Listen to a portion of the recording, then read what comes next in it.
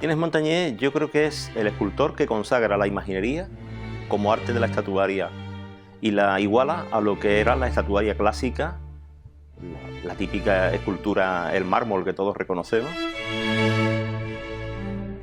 Que vive sobre todo de un idealismo que nunca le va a abandonar en su vida, que va a crear una serie de modelos que van a ser definitivos en la historia del arte barroco, yo creo que nacional e internacional, y que va a trascender mucho más allá de la mera técnica. Yo creo que es el escultor que ha sabido conciliar muy bien en la imagen de Jesús de Pasión lo que es la divinidad en la humanidad del Redentor. Ya lo profetizó su contemporáneo, el mercedario Fray Juan Bernal, diciendo de Martínez Montañés que era asombro de los siglos presentes y admiración de los porvenir. Martínez Montañés es el creador que sobrevive a todos sus discípulos, creando un concepto estético que va a perdurar 200 años y que sirve de base a toda la imaginería contemporánea actual.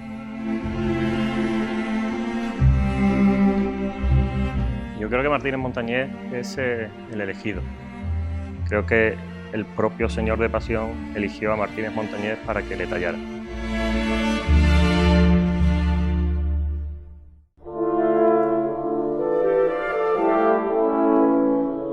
En verdad, esta es obra de Dios, que no mía.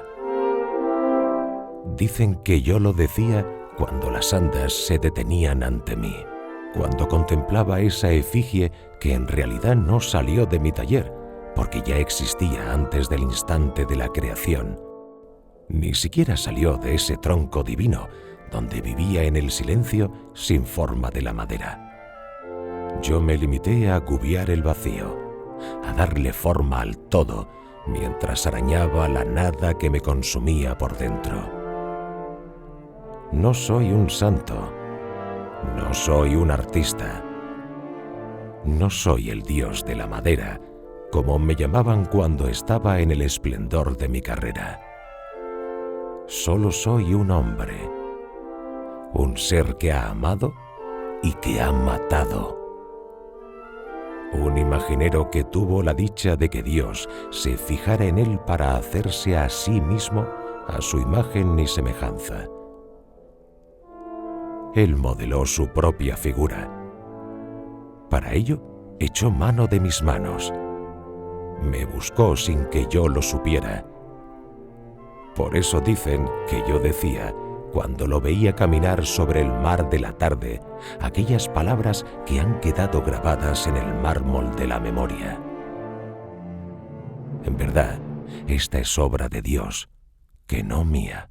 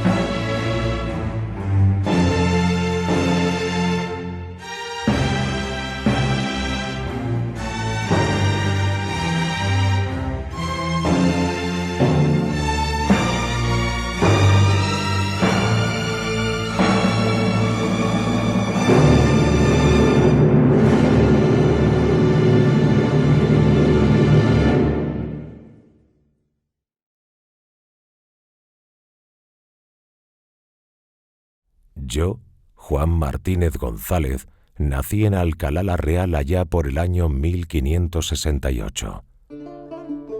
Desde niño supe del brillo y la dureza de los oficios. Mi padre fue bordador.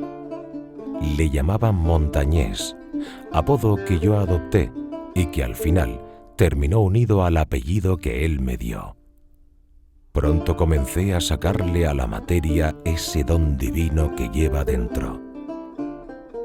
El artista se hace en la infancia, en esa mirada limpia que atraviesa el mundo para buscar el espíritu de las cosas. Luego llegaría el aprendizaje del oficio en Granada y el viaje a Sevilla que marcaría mi existencia. pero lo fundamental estaba ahí, en aquel niño que con el tiempo se miraría al espejo de la inocencia para modelar al niño que todo lo sabe y que todo lo puede.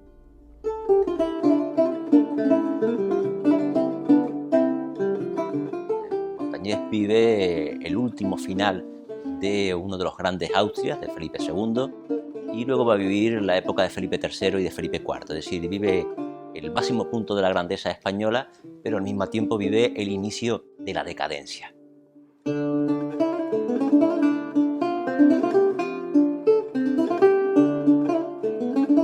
Martínez Montañés nació en una de las más importantes poblaciones del Santo Reino de Jaén, Alcalá la Real, en 1568. Pero su aprendizaje artístico transcurrió en Granada, en el taller de su paisano Pablo de Rojas, con quien pasó unos años importantísimos para cimentar su futura carrera profesional.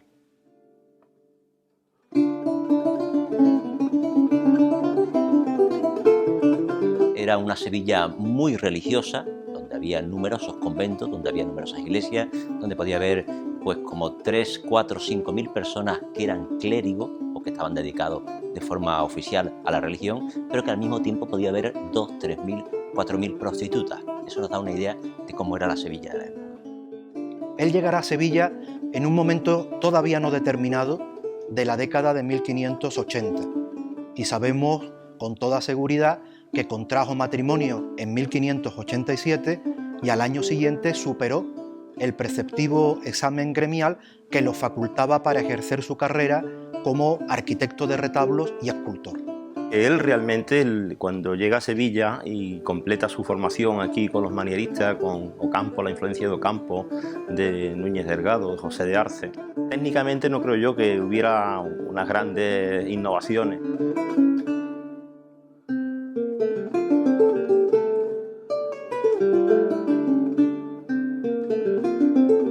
Resulta muy difícil encasillar a Juan Martínez Montañés en un estilo determinado, porque él participa al mismo tiempo de ese ininterrumpido influjo del clasicismo tardío y de esa decidida tendencia al natural que imponen los primeros momentos del barroco español.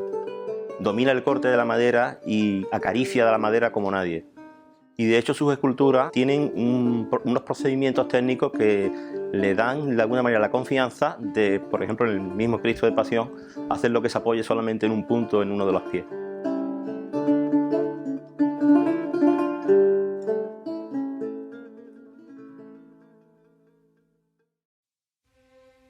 Otra de las creaciones cimeras de Martínez Montañés fue el Niño Jesús que talló entre 1606 y 1607 para la Archicofradía Sacramental del Sagrario de la Catedral de Sevilla, que desde el principio se va a convertir en un prototipo que obtuvo el refrendo y el respaldo popular, justificando una extensa demanda que sobrepasa las fronteras locales.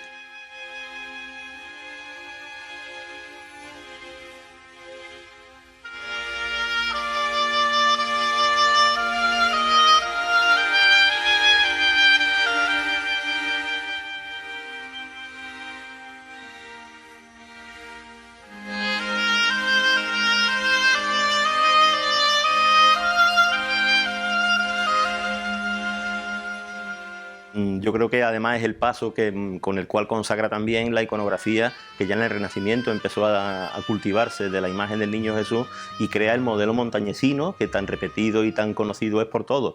Cuando vemos un niño de Jesús y le vemos los mechoncitos de pelo, el central con los dos laterales, enseguida decimos, esto es un niño montañesino. Ciertamente es de admirar la actitud deífica que toma ese Niño Jesús, que planta sus pies sobre un cojín, que se encuentra bendiciendo con su mano derecha, que fue concebido originalmente para portar una cruz de ébano arbórea en su mano izquierda, aunque hoy suele lucir un cáliz ostensorio de filigrana. Tanta fama tuvo y tanto éxito que se hicieron múltiples copias y llegaron a reproducirse en plomo y se repartieron por toda la geografía española, incluso por Sudamérica.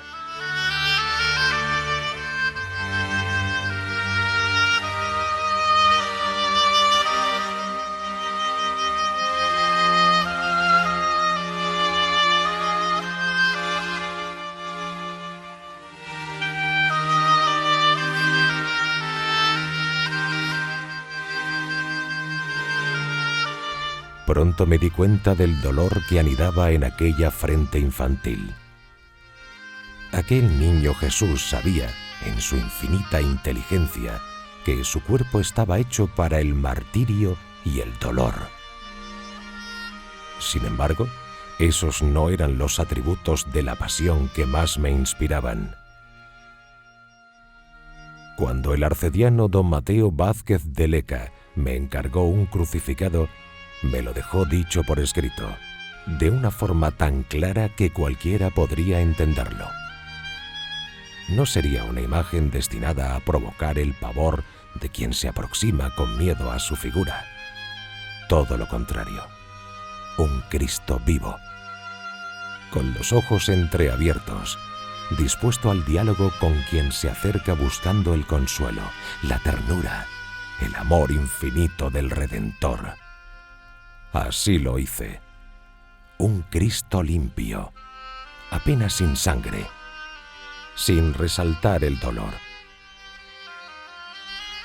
En su rostro solo hay perdón.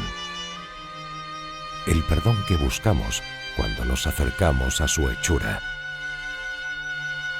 El que yo busqué al cabo del tiempo, cuando maté a aquel hombre que sigue en mi conciencia como una mancha o como una sombra.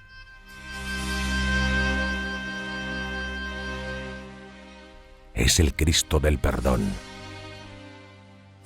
Es el Cristo de la clemencia.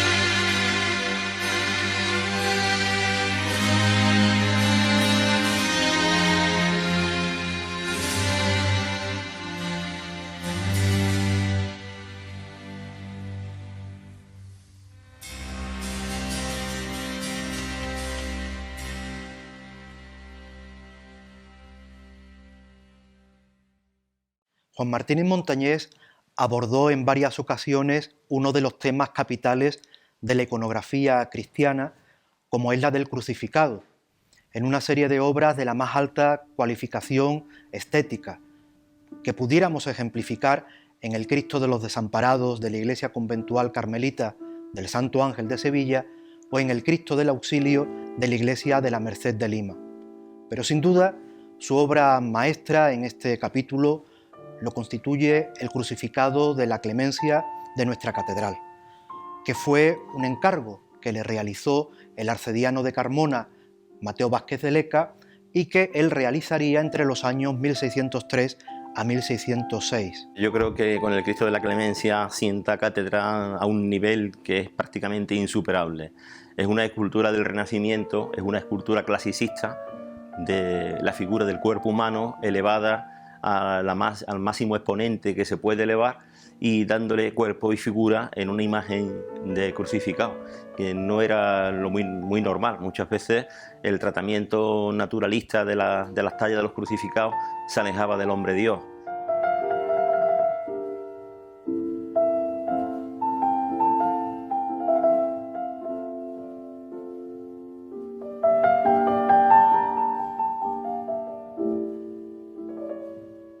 Ya en el propio contrato se apunta hacia el mensaje doctrinal que tenía que plasmar esta imagen e incluso a sus rasgos más definitorios, de manera que el crucificado se tenía que representar vivo, en actitud dialogante con respecto al fiel que se arrodillara a sus plantas, como si estuviera recriminándole de que lo que estaba padeciendo lo hacía por sus pecados.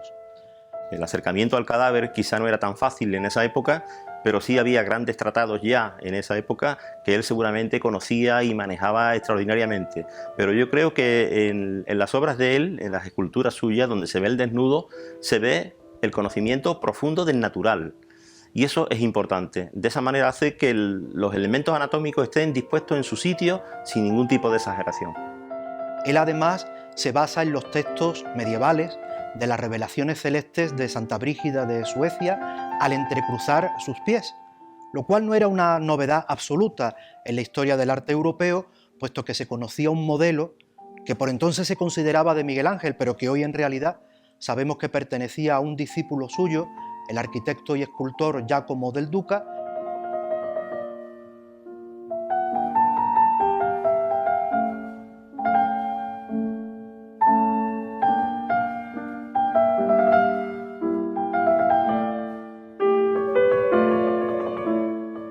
Martínez Montañés, como escultor examinado por el gremio, solamente podía realizar la talla, mientras que luego había otra persona especializada en realizar la policromía, mientras que luego había otra persona especializada en realizar lo que se llamaba la arquitectura de los retablos, de forma que tenía que ser un taller que se compenetrara perfectamente.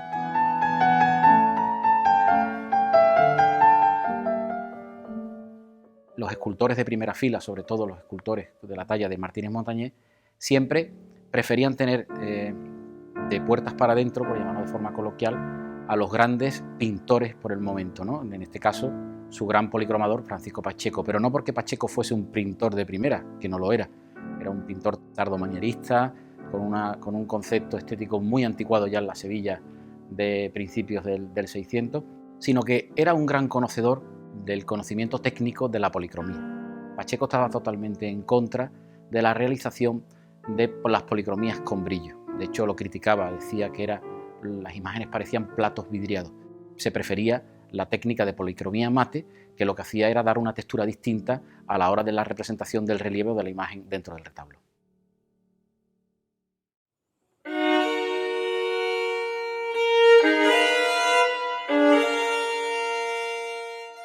Martínez Montañés fue un triunfador de la época, es decir, Martínez Montañés sigue una carrera desde sus orígenes en Granada, su llegada a Sevilla, pues él probablemente tuvo buenas relaciones, comienza a relacionarse sobre todo con órdenes que estaban, digamos, en ascenso, por ejemplo los jesuitas, o por ejemplo los jerónimos, que tenían un gran peso porque estaban muy relacionados con la monarquía, y eso evidentemente hace que él fuera muy cotizado.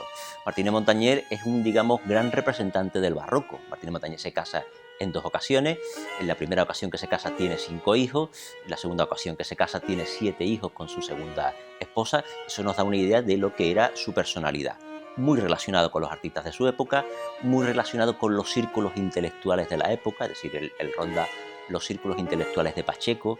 Él tiene muy buena formación religiosa, él tiene buena formación teológica, de hecho él pertenecía a esa congregación, y algunos incluso tildaban de sectaria, que era la secta de la Granada, y defendían, digamos, de forma acérrima la creencia en la Inmaculada, y Martínez Montañés va a conjugar todo ese concepto intelectual, además con un gran concepto religioso.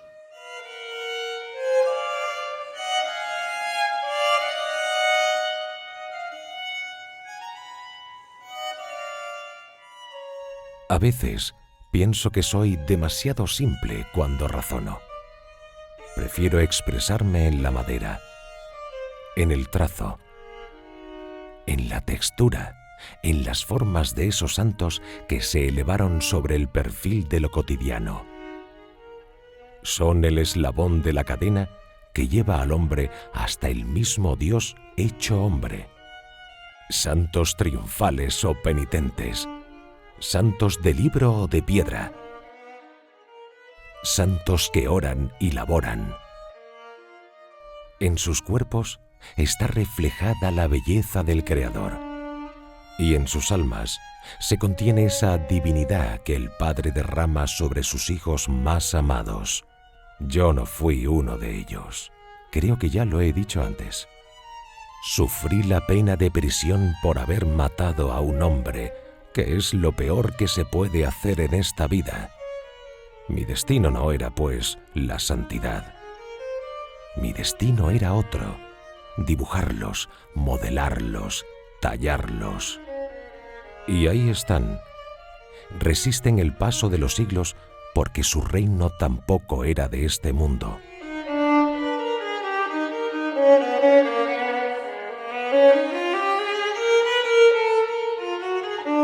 Martínez Montañés nos brinda un abultado y excelente elenco hagiográfico a través del cual podemos contemplar la evolución que sufre su estilo, partiendo desde ese pionero manierismo romanista que esculpe en su San Cristóbal para la Hermandad de los Maestros Guanteros, radicada en la iglesia colegial del Divino Salvador, hasta culminar en el sobrio realismo que emana del San Bruno, de la Cartuja de Santa María de las Cuevas, hoy en el Museo de Bellas Artes de Sevilla.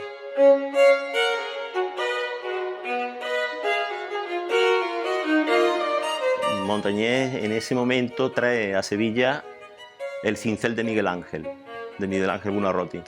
Tiene toda la fuerza, toda la potencia de las obras de Miguel Ángel. Ahí se ve cómo Montañés bebe mucho del clasicismo y del Renacimiento, y eso lo transporta a su escultura, y toda su escultura fundamentalmente tiene esa base.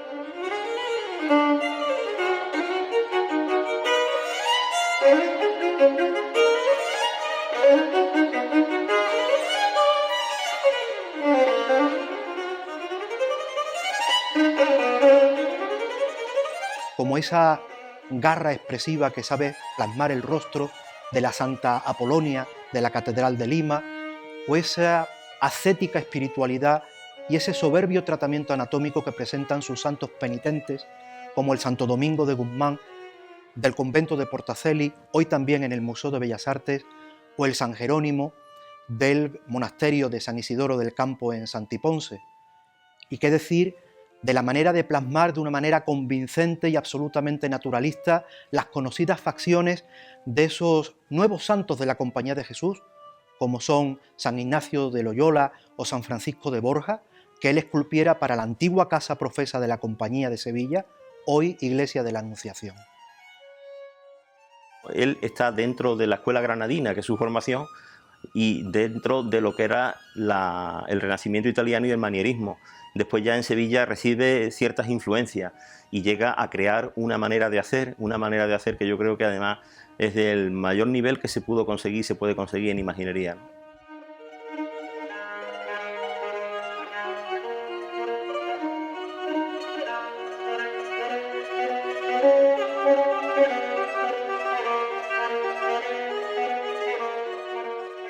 Pacheco ha sido una fuente o un pilar indispensable a la hora de crear, por los conocimientos hagiográficos que tenía, sobre todo, y los conocimientos religiosos a la hora de, porque como bien sabemos, Pacheco establece cómo hay que representar las imágenes desde un punto de vista técnico y teórico a la hora de llevarla a un soporte, en este caso a la madera.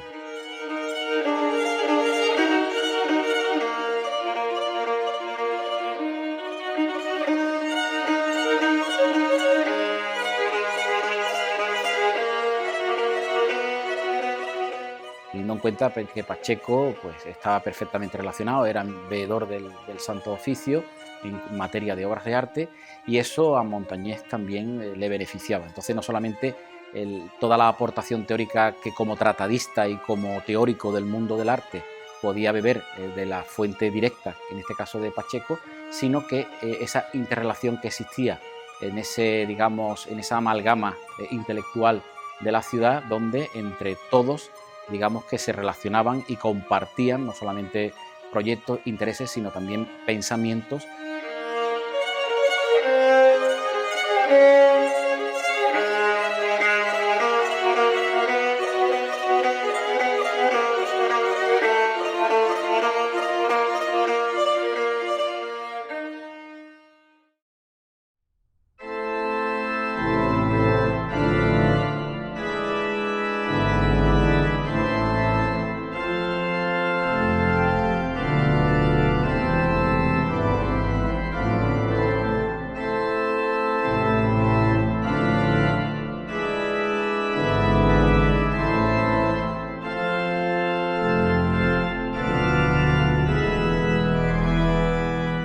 Maravilla y espanto, minucioso y soberbio.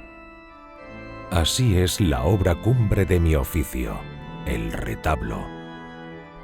En el retablo está todo, y estamos todos, imagineros, ensambladores, tallistas, ebanistas, doradores, orfebres, pintores, estofadores, todos encadenados al mismo proyecto.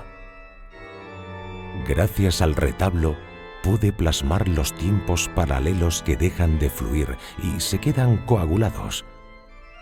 Eso solo puede hacerlo Dios, que es la sabiduría que no fluye, El hombre aspira a ese tiempo detenido y multiplicado. Es el tiempo imposible del retablo. Ahí está la imaginería y está el teatro. Escenario y tramoya. Mis retablos provocaron ese asombro que aún perdura. Las figuras emergen de la madera. Las escenas suceden al mismo tiempo. Obras colosales para un siglo que era un gigante con los pies de barro. Todo lo que sostenía aquella época imperial de oros y de indias, de ejércitos y conquistas, cayó. Solo permanecen los retablos donde se le rinde culto a quien no cae nunca.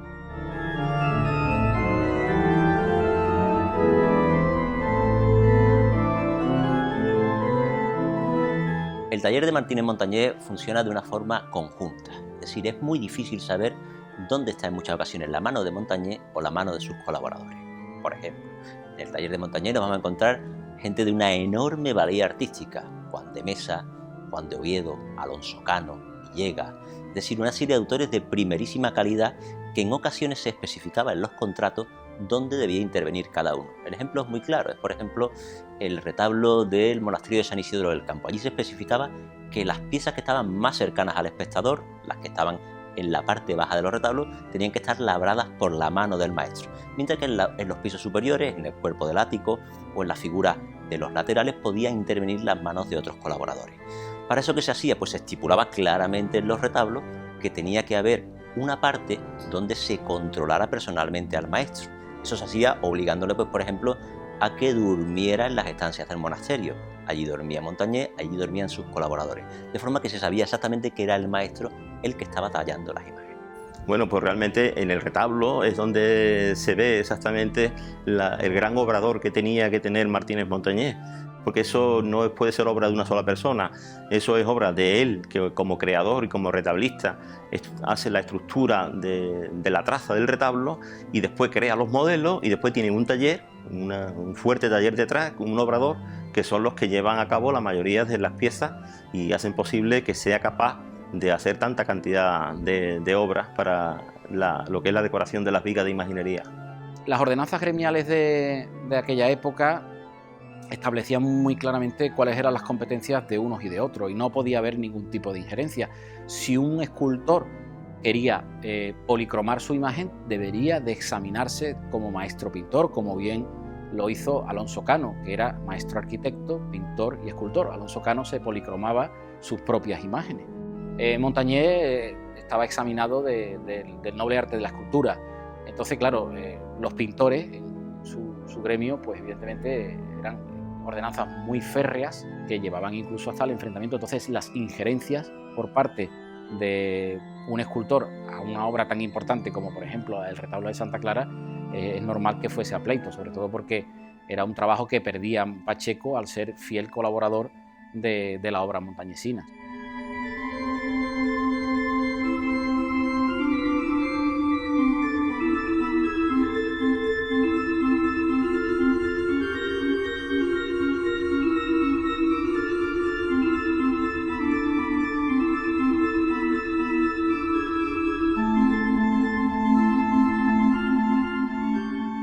Martínez Montañés conoció exhaustivamente la preceptiva italiana, fundamentalmente los tratados de Serlio y de Palladio, de cuyos esquemas arquitectónicos él se nutre para diseñar sus propios retablos, aunque bien es verdad que no le hizo ningún escrúpulo a trazar otros esquemas de colegas como por ejemplo su amigo Juan de Oviedo y de la Bandera.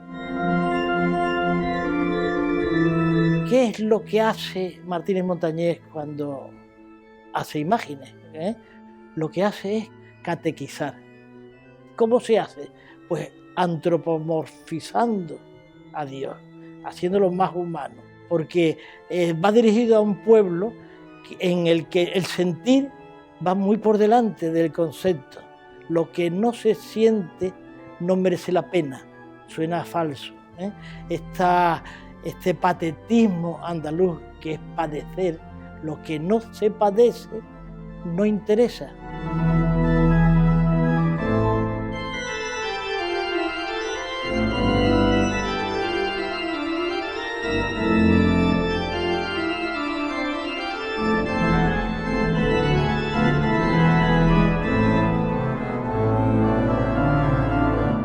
Son retablos clasicistas, retablos que se pueden enmarcar todavía en las coordenadas del último Renacimiento y el primer Barroco, donde, por ejemplo, utiliza como soporte principal la columna de orden corintio, con su fuste estriado, y una extensa gama ornamental que se resuelve en ménsulas vegetalizadas, gráciles angelitos, figuras de virtudes recostadas sobre las cornisas, festones, mazos de frutas, gallones y un largo etcétera que convierte a Martínez Montañés en un gran diseñador de retablos en el primer tercio del siglo XVII.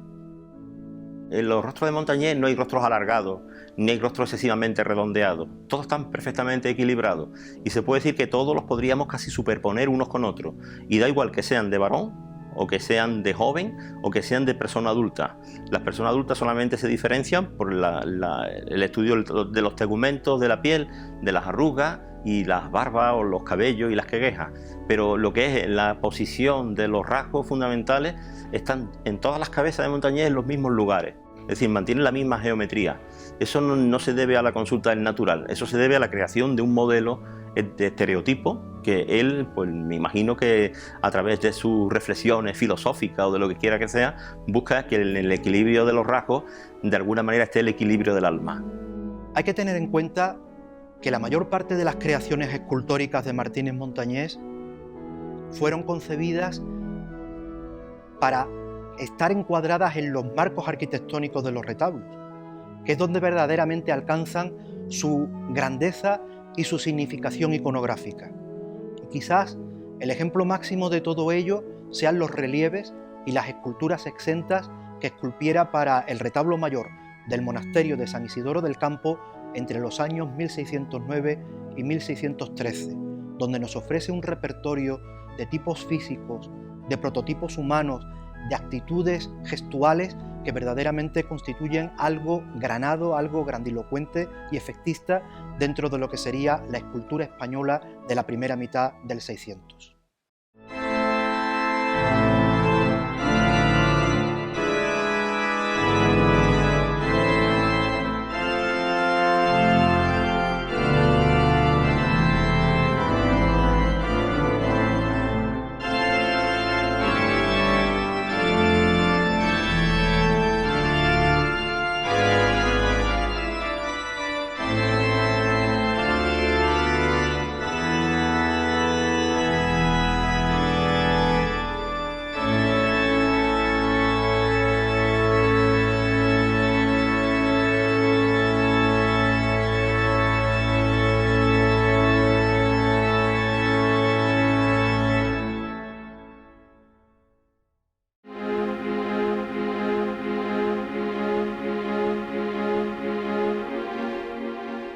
¿Cómo se puede tallar el aire?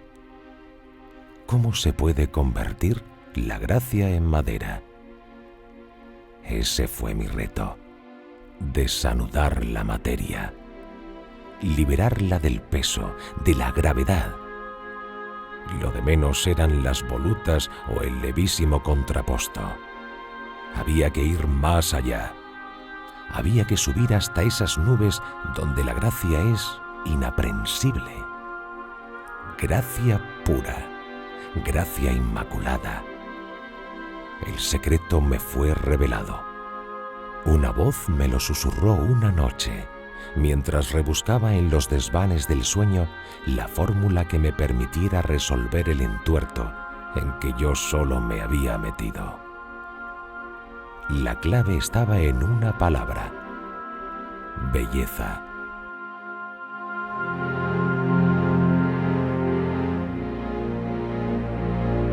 Entonces lo vi todo claro. Belleza de los párpados ligeramente caídos para demostrar la humildad de quien es la hermosura concebida sin pecado original. Belleza en la perfección del óvalo, en la maravilla del rostro, en la suavidad de los labios.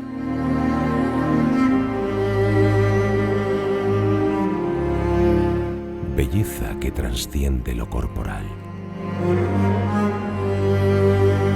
Belleza que cierra los ojos para no deslumbrarse a sí misma. El pueblo, mucho más sabio que los doctores y los imagineros, le puso nombre a esa belleza que no puede mirarse a sí misma porque se cegaría con su propia luz. La cieguecita.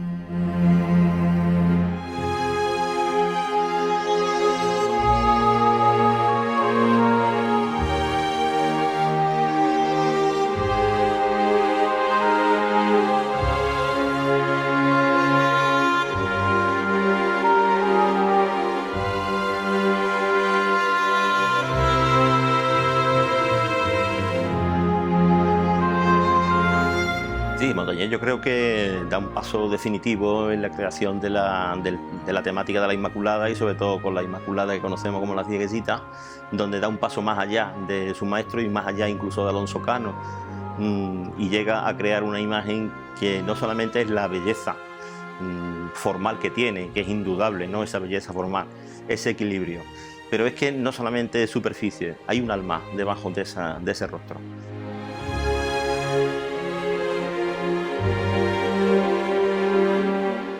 Esa sonrisa medio contenida que tiene, que insinúa esos medios hoyuelos en las mejillas, eso es de un realismo, fíjate, un realismo naturalista, es decir, que hay un trasfondo ahí que nos dice que hay vida debajo de esa madera, es capaz de darle hálito a esa vida.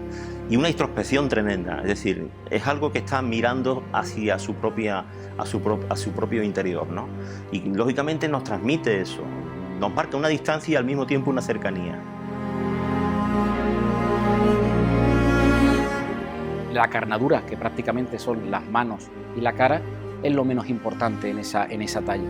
Lo más importante es, digamos, todo el complejo ornamental que se va a realizar en esas telas, ¿no? Lo que denominaríamos el estofado de la misma. En concreto, la que estamos hablando, la Cieguecita, no corresponde a Pacheco, sino corresponde a una intervención posterior del siglo XVIII, y es curioso porque la rodilla de esa Inmaculada, cuando se restauró en la Facultad de Bellas Artes la última vez, en el año 1997, apareció un texto muy bonito que ponía «Rogad por mí, señora», 1776.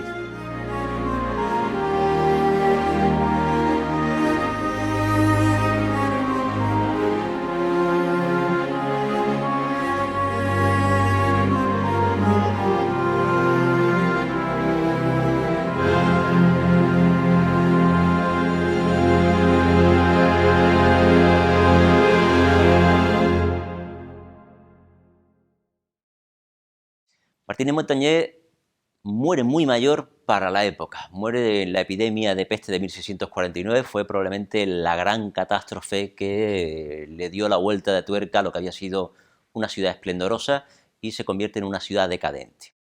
Las estampas de la época pues son realmente terribles, muertos por las calles, muertos que no se sabían dónde enterrar, osarios públicos, lugares públicos de enterramiento, huida general de la ciudad. Él acaba falleciendo en esa epidemia. Curiosamente, él se debía haber enterrado en una capilla propia que tenía en el convento de San Pablo, pero parece que se decide a última hora que no se entierre en el convento de San Pablo, sino que se entierre en la parroquia de la Magdalena. Desgraciadamente, la parroquia de la Magdalena es un edificio que desaparece con la invasión francesa.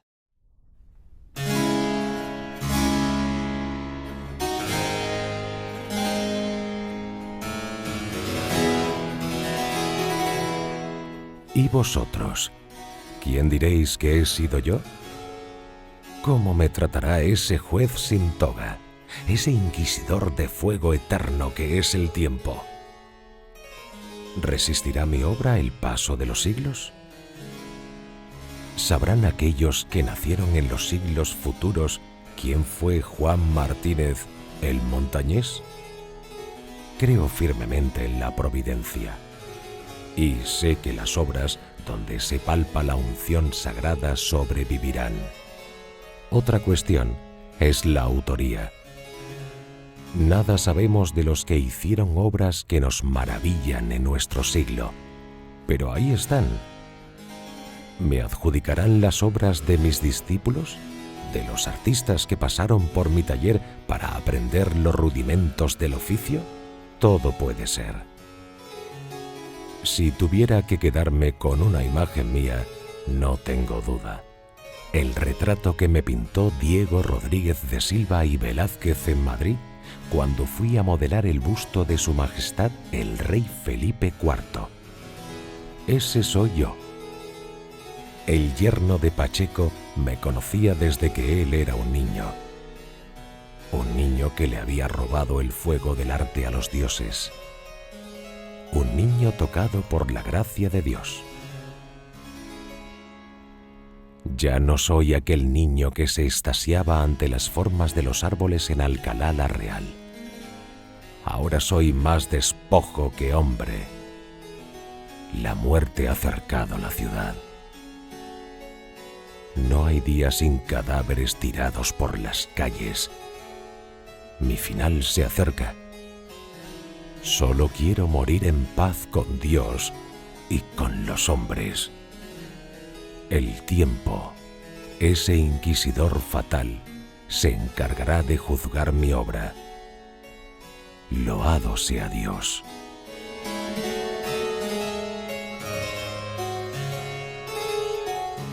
Martínez Montañés muestra una prodigiosa capacidad para transmitir a través de sus imágenes los sentimientos espirituales más profundos y emotivos, sin tener que recurrir a vanas gesticulaciones y destemplanzas, porque todo en la obra de Martínez Montañés rezuma equilibrio, armonía, serenidad, belleza ideal, contención emocional y, en definitiva, un gusto exquisito. El Señor de Pasión está entregado, está por lo menos archivado, censado, poco antes de la que llaman época oscura de Martínez Montañés, de 1620 a 1630, que yo identifico como una posible etapa depresiva. Hay todas las circunstancias o todos los factores de riesgo. Hubo pérdidas humanas como la muerte de Juan de Mesa, pérdidas de la propia honorabilidad de Martínez Montañés después de sus problemas con la justicia y con la Inquisición, y sobre todo una enfermedad que le mantiene postrado en el lecho durante 5 meses.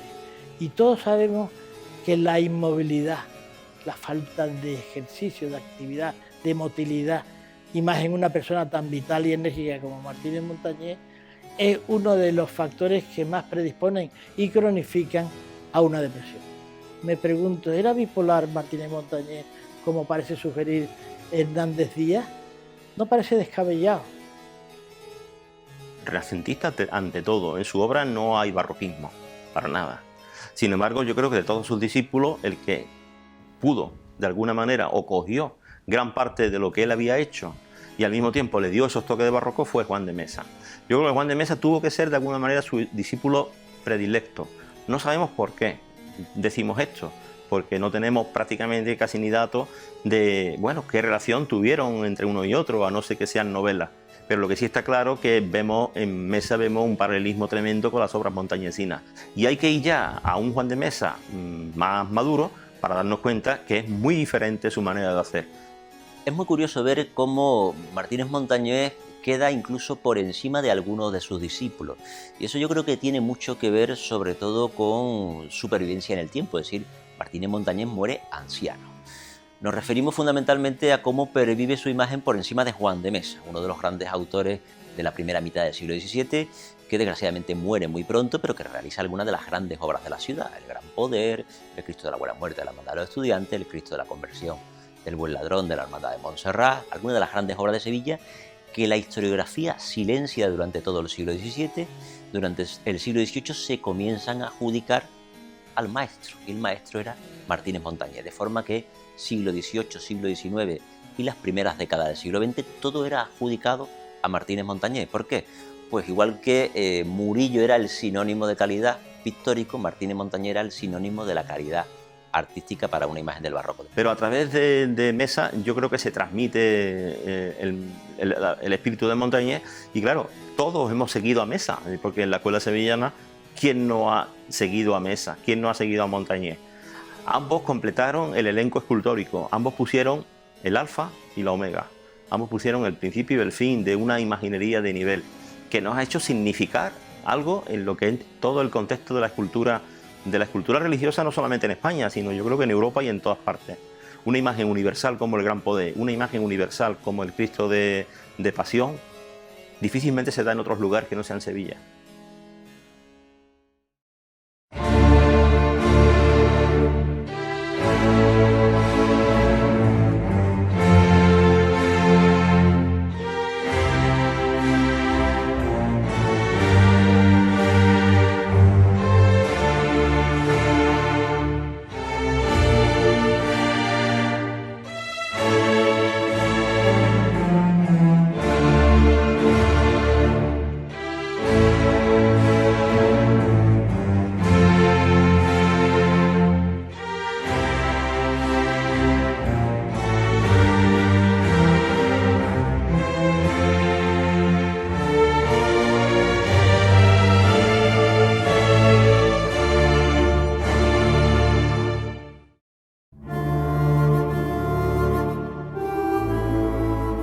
La mano dirige el carboncillo, traza líneas, marca los volúmenes, sugiere los rasgos que el ojo completará cuando se enfrente con la obra.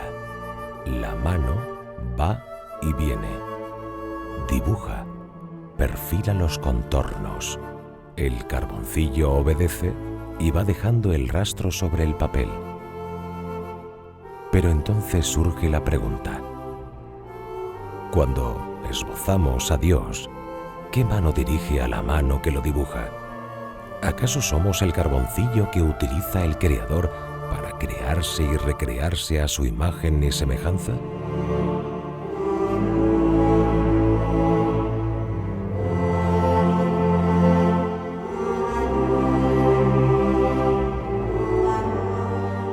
Que antes de una depresión aparecen o se dan ciertos momentos de hiperactividad, donde todas las condiciones y capacidades del individuo se avivan, se estimulan, ¿no?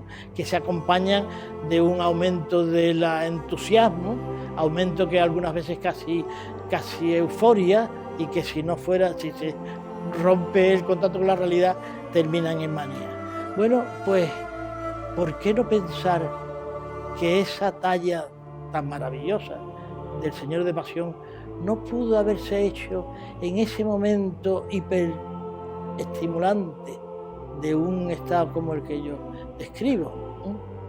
Es una reflexión que yo creo que no va muy descaminada. El Señor de Pasión se hace para el convento de la Merced, convento mercedario, para una capilla lateral del convento mercedario. No tenemos muchos datos sobre el lugar donde se ubicaba, sí parece que se trasladó durante un tiempo, y evidentemente, como suele ocurrir con la mayoría de las hermandades sevillanas, van unidas las hermandades a la historia de la congregación o de la orden o de la parroquia que los acogía. En este caso, como el convento mercedario fue desamortizado a comienzos del siglo XIX, pues Pasión se ve obligado a buscar un nuevo lugar donde tener la sede, de forma que se trasladó al Señor de Pasión a la parroquia de San Miguel.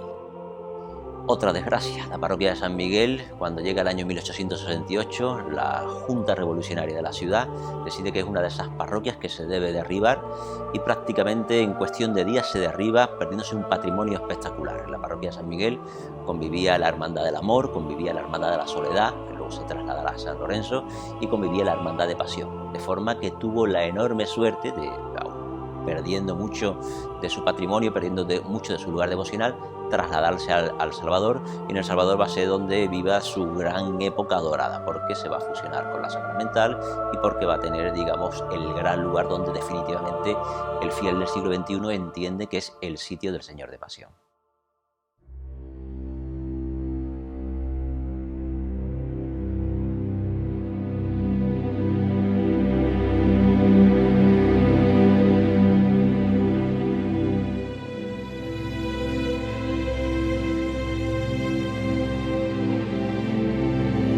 El autor ha quedado prendado, cautivado por su propia obra. Y al hacerlo mediante una escisión, un proceso de escisión, se separa de la obra, se separa de su propia obra y la eleva, y se rompe la relación natural entre el autor y lo hecho, entre el que hace y lo que ya está hecho, y lo coloca por encima de él. De esta forma, en una identificación, lo que llamamos identificación proyectiva, todo lo que hemos puesto y depositado en la obra, como en forma de boomerang, vuelve hacia nosotros. La imagen de nuestro Padre Jesús de la Pasión es indiscutiblemente obra autógrafa de Juan Martínez Montañés, a pesar de que hasta este momento no se haya localizado documento contractual o carta de pago que lo acredite. Pero basta contemplar los rasgos formales de esta efigie, la composición valiente de su figura, su peculiar técnica de talla, para pregonar que nos encontramos ante una obra maestra de ese gran maestro alcalaíno que fue Martínez Montañés. Para comprender la policromía de Pasión habría que irse a la retablística, en concreto al retablo de San Isidro del Campo, para comprender cómo sería el Cristo de Pasión cuando Pacheco lo intervino a la hora de darle esa policromía. Había que quitarle todos los brillos y había que dejarlo con un aspecto mate, ¿no? Quizás esa sería la gran diferenciación entre lo que hoy observamos y lo que en un principio fue.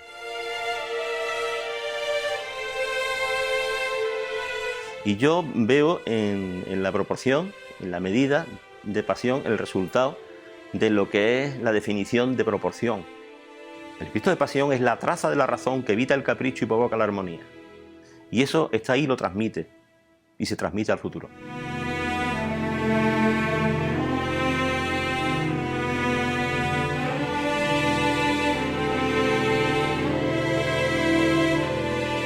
Pues Pasión me transmite algo que yo necesito mucho, que es serenidad, humildad, perdón. Yo creo que Juan Pablo II diría que es el nazareno de la misericordia, porque es verdad que tú puedes ver el sufrimiento de la flagelación y de la coronación de espinas, pero también hay en el rostro una invitación a llevar tu cruz, a ser serena, a ser una buena cristiana, ¿no? Y a mí lo que me transmite es mucha paz, que me hace mucha falta.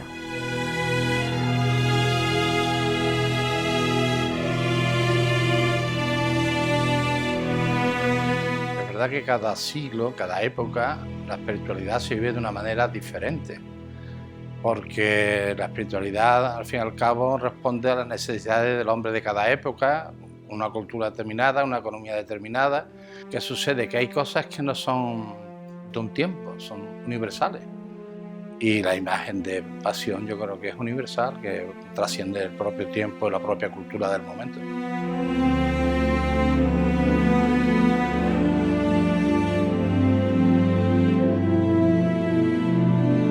A más cerca te encuentras de él, más lo tratas como una parte tuya. Cuando estás tan cerca y le miras, parece que está respirando y que te está escuchando todo lo que estás diciendo. Y hay veces que tienes que hasta que apartar la mirada.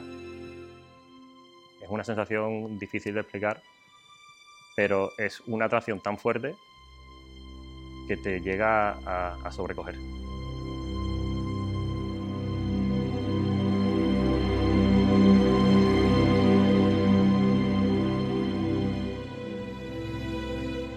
Pues yo me siento como el eslabón de una cadena y pienso que hace 400 años, 300, otras personas que tenían otros intereses, otros problemas, otras vivencias, venían a contarle sus penas a Pasión, a pedirle, a rogarle sus cosas y a sincerarse con él y que él tuviera misericordia con ellos, con su falta, con todas las cosas.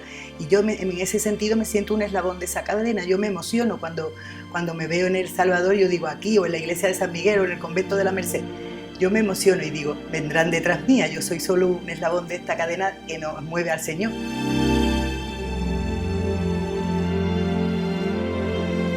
El cuadro no transmite, y sobre todo a nosotros. El cuadro transmite a lo mejor a un norteamericano o algún romano si le pones un mármol al lado, si no, tampoco. Pero Sevilla es la imagen.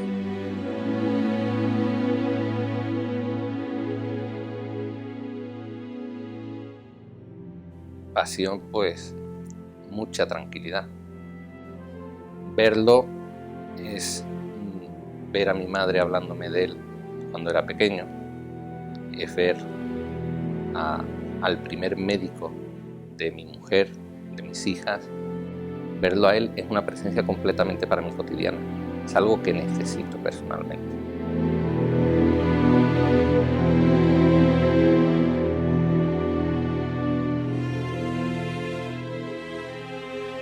Que hizo un Cristo, un nazareno, que es hombre, nada más tienes que ver las manos, el rostro, los pies, pero sin embargo tiene un halo divino del Hijo de Dios, y entonces para mí es inseparable la belleza de lo que significa y de lo que transmite.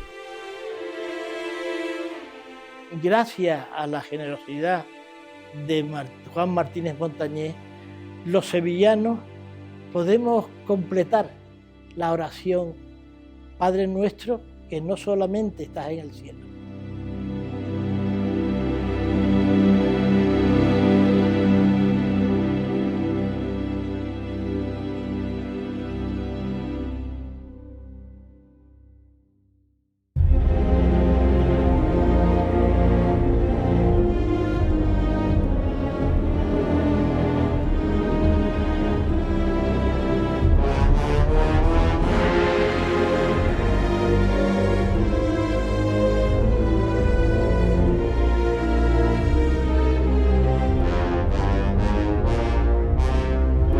Delante de esa figura es relajarse, te llega al espíritu y pone al espíritu yo digo que en sintonía con la oración.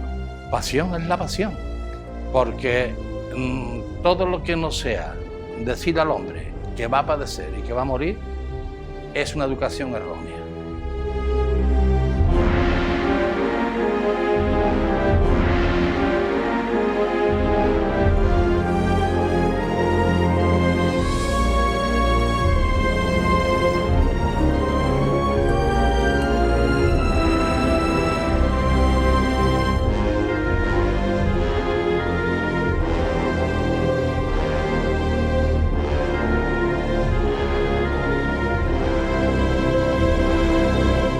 Es Dios, el Dios cercano mío al que yo me confío y al que le pido todas las cositas, por mi familia, por mí y por todo. Considero que el Señor de Pasión es el que realmente murió por nuestros pecados, el que siempre está ahí.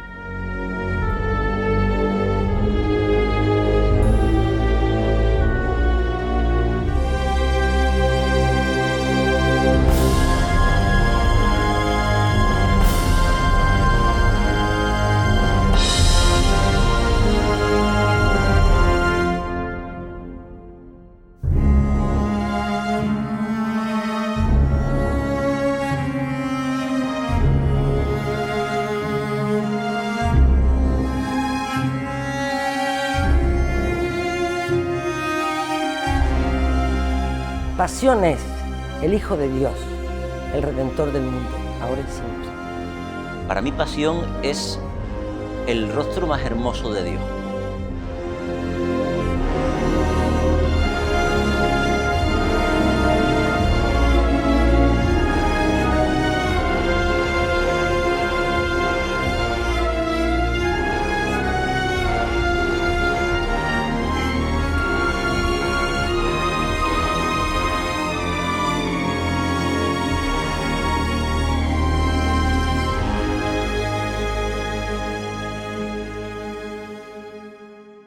Pasión es la forma que tenemos los sevillanos de comprender que hay dos formas en la ciudad de ver cómo se puede llevar una cruz.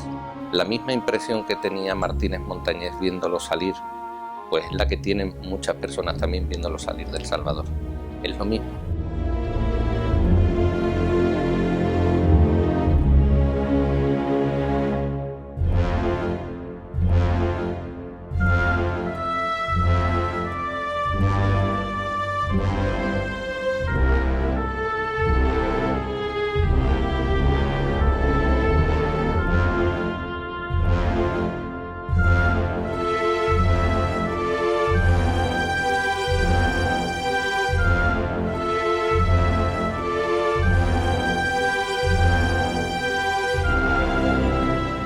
pasa de ser el famoso imaginero Martínez Montañés a ser simplemente aquel que talló a ese Cristo de Pasión.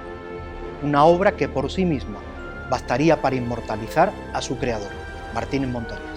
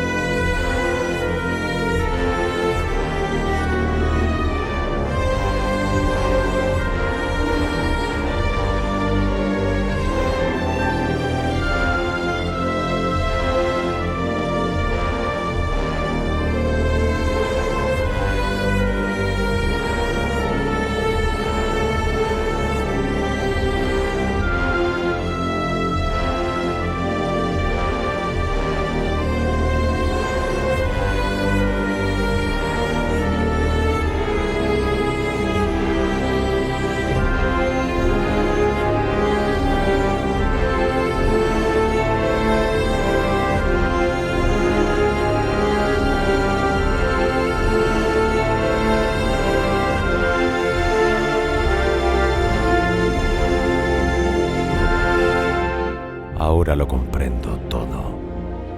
Ella está aquí. No ha venido a buscarme, sino a encontrarme. Puedo rozar su telaraña con mis dedos. No pienso modelarla porque es la nada. Se llama muerte. Pero no es el final, sino el amargo viaje que me espera desde que nací. Ahora lo comprendo todo. Cierro los ojos antes de entregarle mi alma a Dios. Y entonces lo contemplo. Ya no me hace falta la fe, porque estoy viendo a aquel en quien siempre he creído. La tarde se deja caer con un sol transparente. El aire es luz. La ciudad está tocada por el cristal de la gracia. Acaba de salir de la iglesia. En su policromía aún lleva restos de penumbra. La mirada baja es la suprema demostración de la belleza que esconde en su interior. Es Jesús de la Pasión. Pero no os confundáis. No salió de mis manos.